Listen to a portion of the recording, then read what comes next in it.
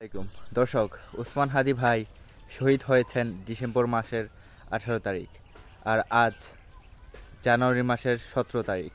প্রায় এক মাস হয়ে গেছে। আজকে 30তম দিন ওসমান হাদি ভাই শহীদ হয়েছেন, কিন্তু আমরা কি বিচার পেয়েছি তার?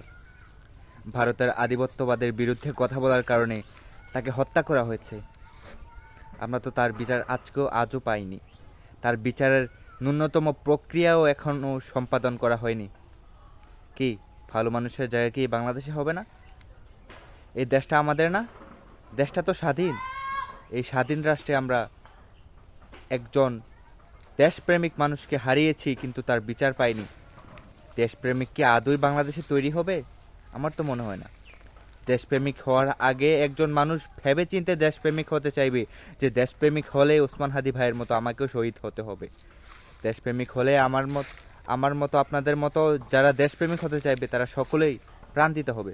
কেন দেশপ্রেমিক হবে?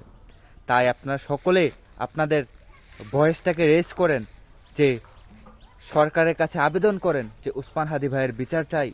ইউটিউবে হ্যাশট্যাগ দেন এবং আমার কমেন্ট বক্সে একটা কমেন্ট করে যান যে ওসমান হাদি ভাইয়ের বিচার চাই। ধন্যবাদ। আসসালামু আলাইকুম।